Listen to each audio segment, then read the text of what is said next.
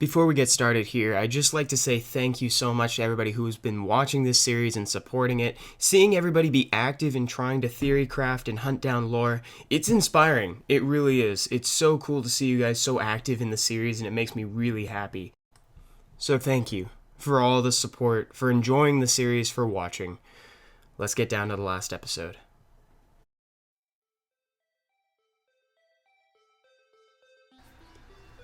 Hello ladies and gentlemen, and welcome to the final part of the lore hunting series in Blitz Brigade, where we are going to be checking out the last two maps in the game, Madagascar Ruins and just plain old Madagascar.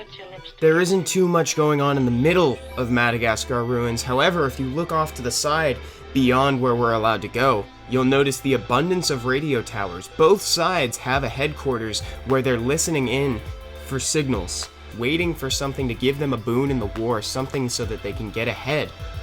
Unlike in Malta Fort and Malta Docks, both sides, Allies and Axis, have set up in a seemingly abandoned area, and it was abandoned before they got there.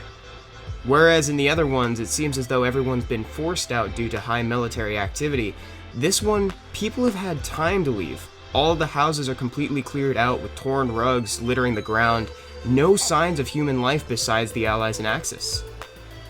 Now we'll move on to Madagascar. To get the lay of the land, we're going to start with an aerial shot. Beyond that rock wall with the waterfall is Madagascar Ruins. And now on to arguably the most important part of the map, the two rockets dead center. They were both halted mid-construction, never launched. Both sides, the Allies and Axis, were looking to find technology that would help them win the war. However, during construction, what they were looking for came to them instead. Madagascar and Madagascar Ruins gives us an accurate look at the timeline. All of the events that occurred at Madagascar and Madagascar Ruins happened before the UFO landed in UFO crash site. And after it did, these sites were abandoned.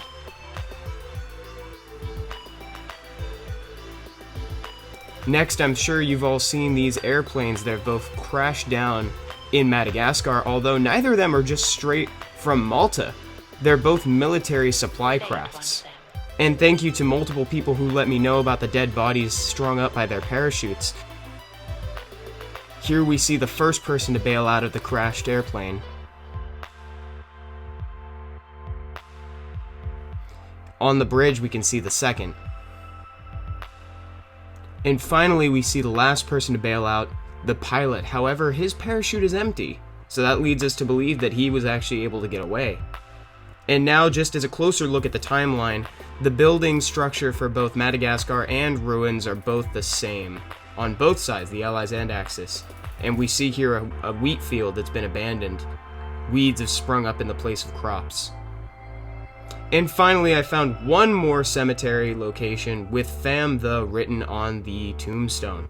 There was a lot of great theory crafting going on in the comments section. Thank you to everybody for letting me know what you think this might be. The most logical one that I found was from Clement Ang. It's family in the tombstone. As simple as it is, that does make a lot of logical sense. I'm going to leave this up for debate. I don't think this is over. I don't think we've cracked whatever this is. So keep crafting ideas. See if you can come up with what FLWRZ means. And finally, I'm going to leave you with the final map. If you didn't see the last episode, here's a quick look at the geography of the world. We have Malta Docks in the bottom left-hand corner flipped upside down. We have Malta Fort to the north of that. Then we have Cathedral and UFO crash site at the southernmost point of the map. Now on to the new parts.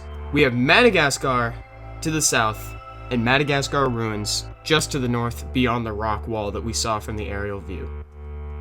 So that's about it for the lore hunting series. Thank you all so much for sticking with me through it all. If you enjoyed the series, please take a moment to leave a like on the video. It really does help me out a whole lot. And share it with people who you think might enjoy this as well.